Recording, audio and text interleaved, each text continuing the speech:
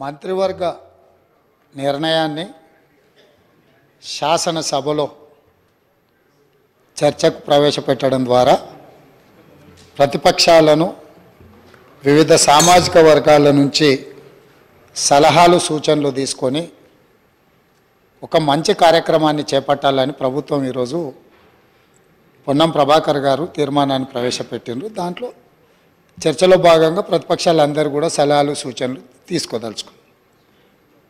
అయితే ఈ సందర్భంగా సలహాలు సూచనలు ఇచ్చేదానికంటే కూడా అనుమానాలను లేవనెత్తడం ద్వారా ఈ అంశాన్ని పక్కదోవ పట్టించి ప్రజలకు కొన్ని అనుమానాలను రేకెత్తించే విధంగా చర్చ ఆ దిశగా జరుగుతుంది అధ్యక్ష. ఈ సందర్భంగా నేను తమ ద్వారా ప్రతిపక్ష పార్టీలకు సభలో ప్రాతినిధ్యం లేని మిగతా వర్గాలకు సామాజిక వర్గాలకు కూడా తమ ద్వారా నేను ఏం చెప్పదలుచుకున్నా అంటే బడుగు బలైన అల్పసంఖ్యాక వర్గాల అభ్యున్నతికి నిరంతరం పాటుపడ్డ చరిత్ర కాంగ్రెస్ పార్టీది.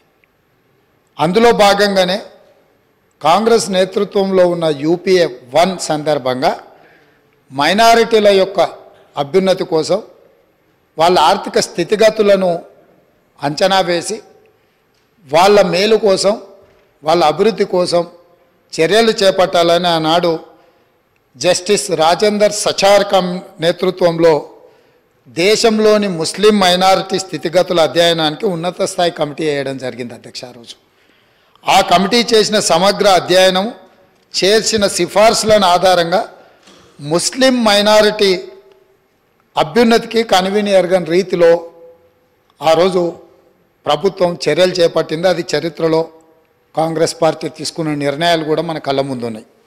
ఇలాంటి అనుభవాలన్నిటిని క్రోడీకరించి మన రాష్ట్రంలో ప్రధానంగా అన్ని వర్గాలకు సంబంధించిన సమాచారాన్ని సేకరిస్తూనే వెనుకబడిన తరగతుల వారి యొక్క అభ్యున్నతి కోసం వారికి అవసరమైన ఆర్థిక సహాయాన్ని అదేవిధంగా రాజకీయంగా కానీ విద్యాపరంగా కానీ ఉద్యోగపరంగా కానీ అన్ని రకాలుగా ఆ వర్గాలకు ప్రభుత్వం అండగా నిలబడాలన్న ఆలోచనతోని మా నాయకుడు పార్లమెంట్ సభ్యుడు రాజీవ్ గాంధీ గారు వారసుడుగా రాహుల్ గాంధీ గారు ఏదైతే మాట ఇచ్చిండ్రో ఆ మాటను నిలబెట్టడానికి ఈరోజు ఈ ప్రభుత్వం పూర్తి స్థాయిలో ప్రయత్నం చేస్తుంది. అందుకే ఈరోజు ఏ విధంగా అయితే సచార్ కమిటీ ద్వారా మైనారిటీ వర్గాలకు మేలు జరగడానికి నిర్ణయాలు తీసుకున్నామో ఈరోజు కూడా ఈ సభలో శాస్త్రీయ పరంగా ఒక అంచనా సమగ్ర ప్రణాళికలు విధానాలను రూపొందిస్తాం. ఇందులో మరి ఎందుకు మా సభ్యులకు లేకపోతే సీనియర్ శాసనసభ్యులు మంత్రిగా వారికి సుదీర్ఘమైన అనుభవం ఉంది కడియం శ్రీహరి గారు, వారి అనుభవాన్ని ఉపయోగించి ప్రభుత్వానికి ఏమైనా సూచన చేసినా ఆ సూచనలు తీసుకొని భవిష్యత్ కార్యాచరణ నిర్ధారించుకోవడానికి ప్రభుత్వానికి ఎలాంటి భేషజాలు లేవు అధ్యక్ష. చాలా విస్పష్టంగా ఈ రాష్ట్రంలో ఉన్న జనాభా మొత్తం మీరు సమగ్ర కుటుంబ సర్వే చేసినామని గొప్పగా చెప్తున్నారు. ఇంతవరకు ఎప్పుడైనా ఆనాటి ప్రభుత్వం సమగ్ర కుటుంబ సర్వే చేసి ఈ సభలో వాటి వివరాలను ఎప్పుడైనా చెప్పిండ్రా అధ్యక్ష? సమాజంలో ఉన్న ప్రజాప్రతినిధులకు కానీ ప్రజలకు కానీ ఆ సమగ్ర కుటుంబ సర్వే ఎప్పుడైనా అందుబాటులో పెట్టిండ్రా అధ్యక్ష? దాదాపుగా 10 సంవత్సరాలు అవుతుంది. అదొక రహస్య నివేదికగా మీరు మాత్రమే సమగ్ర కుటుంబ సర్వే చేసి ఒకే ఒక్క కుటుంబము ఆ వివరాలన్నీ దాచిపెట్టుకొని వాళ్ళకు అవసరమైనప్పుడు వాళ్ళు చూసుకొని ఎన్నికలప్పుడు దాన్ని ఉపయోగించుకొని మిగతా సమయంలో ఎవరికి అందుబాటులో లేకుండా చేసింది. మాకు అట్లాంటి ఉద్దేశం లేదు అధ్యక్ష. మేము ఈరోజు ప్రవేశపెట్టిన తీర్మానంలో స్పష్టంగా వెనుకబడిన తరగతుల, షెడ్యూల్డ్ కులాల, షెడ్యూల్డ్ తెగల మరియు మిగతా బలహీన వర్గాలకు చెందిన ప్రజల అభ్యున్నతిని నిమిత్తం వివిధ సామాజిక, ఆర్థిక, విద్యాపరమైన, ఉపాధి, రాజకీయ అవకాశాల ప్రణాళికలను రూపొందించి అమలుపరిచేలా తెలంగాణ మంత్రివర్గం 4/2/2024 తేదీన చేసిన సిఫార్సు మేరకు తెలంగాణ రాష్ట్రమంతటా సామాజిక, ఆర్థిక, విద్యాపరమైన, ఉపాధి, రాజకీయ కుల సర్వే, కుల గణన ఒక సమగ్ర ఇంటింటి కుటుంబ సర్వేను చేపట్టాలని ఈ సభ ఏకగ్రీవంగా తీర్మానిస్తుంది. ఇందులో ఎలాంటి అనుమానాలకు శశబిషలకు తావు లేకుండా ఈ ప్రభుత్వం ఒక తీర్మానాన్ని ప్రవేశపెట్టింది.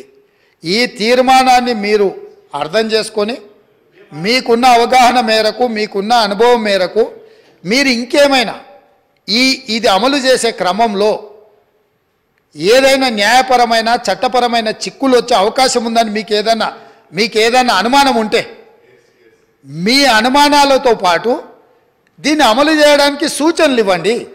మీరు అన్ని అనుమానాలను లేవనెత్తి అసలు ఈ తీర్మానానికే ఒక చట్టబద్ధత లేదన్నట్టుగా చర్చ జరగడము ఇది మనందరికీ మంచిది కాదు. కాబట్టి సో మీ మనసుల్లో ఏదైనా అనుమానం ఉంటే అనుమానాన్ని చెప్పండి, దానికి మీ వైపు నుంచి ఇచ్చే సూచన కూడా చెప్పండి. మేము ఇక్కడ ఇది రహస్యంగా మేమేదో కూర్చొని మేమేదో పదురుకొని కూడుకొని ఏదో తీర్మానాన్ని పెట్టి చర్చ లేకుండా పాస్ అని ముందుకు వెళ్ళదలుచుకోలేదు అధ్యక్ష. ఇది అత్యంత కీలకమైంది.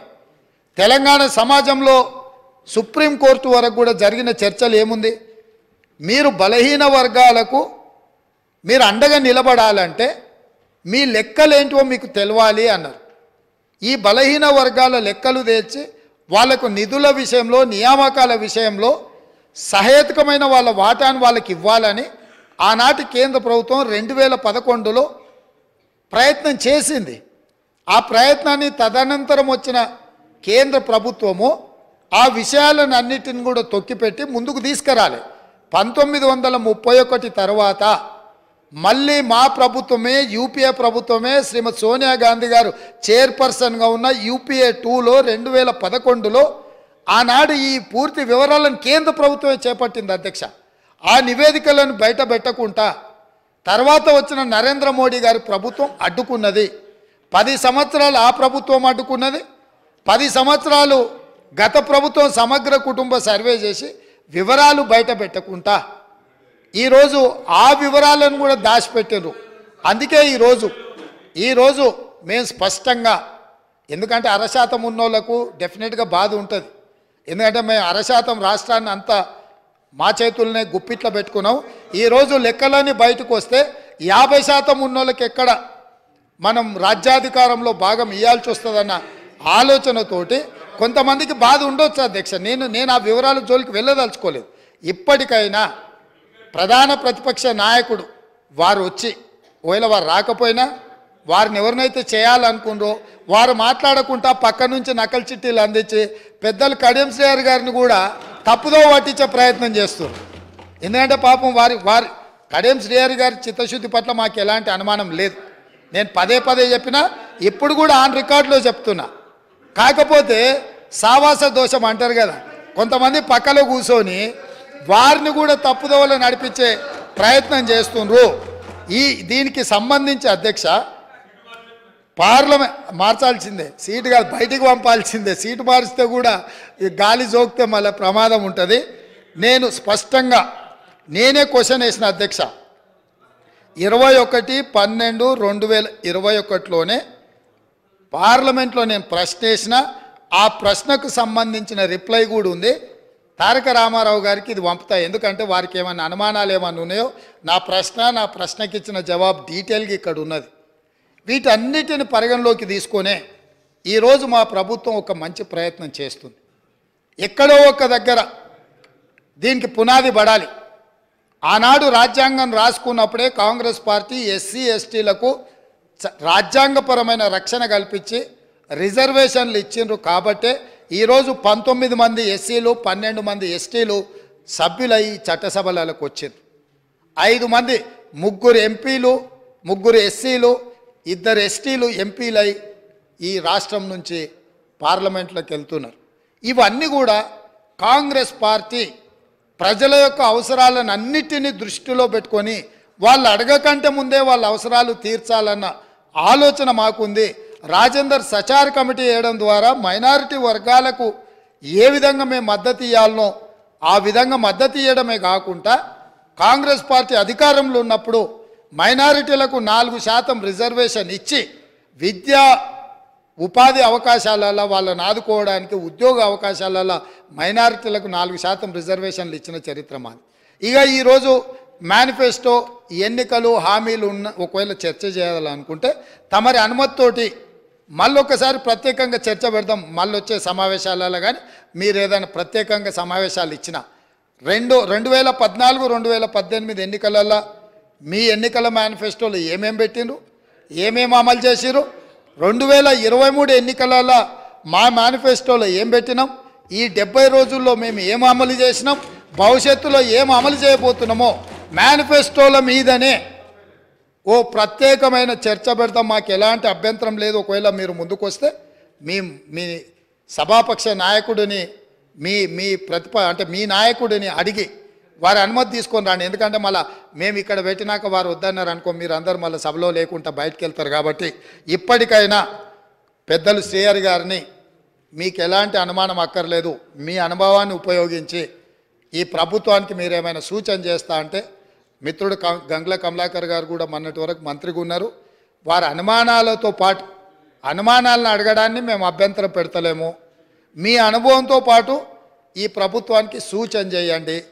నా వైపు నుంచి సభాపక్ష నాయకుడిగా మా చిత్తశుద్ధిని మీరు ఎలాంటి శంకించాల్సిన అవసరం లేదు. స్వయంగా మేము ప్రభుత్వం ఏర్పడ్డ ఎంబడే మంత్రివర్గంలో మేము తీర్మానం చేసినాం నెల తిరగకంటే ముందే.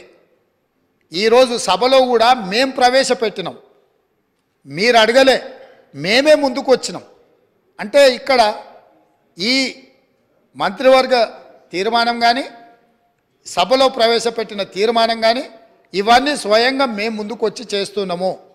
భవిష్యత్తులో కూడా ఈ మొత్తం సమాచార సేకరణ తర్వాత అది లోకల్ బాడీ రిజర్వేషన్ కావచ్చు, చట్టసభలలో మొన్న జరిగిన ఉమెన్ రిజర్వేషన్లో కూడా ఉపకులాల యొక్క రిజర్వేషన్లు ఏ విధంగా ఉండాలనో కూడా మా పార్టీ పార్లమెంట్లో కూడా ఆ విషయంలో మాట్లాడిన సంగతి మీకు తెలుసు.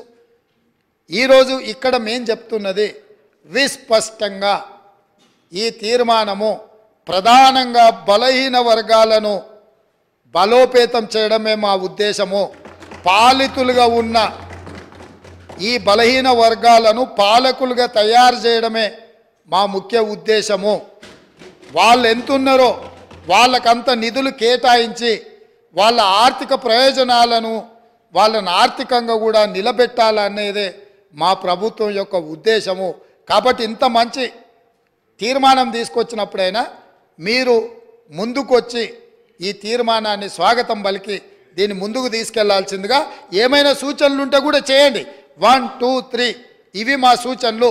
ఇందులో మీరు ఈ సూచనల ప్రకారం చేస్తే ఇంకా వాళ్ళకి మేలు జరుగుతుంది అని మీరు చెప్తే తప్పకుండా ప్రభుత్వం వాటిని పరిశీలిస్తుంది, సహేతుకమైన సూచనల్ని పరిగణలోకి తీసుకుంటుందని తమరి ద్వారా వారికి అందరికీ నేను తెలియజేస్తున్నా అధ్యక్ష.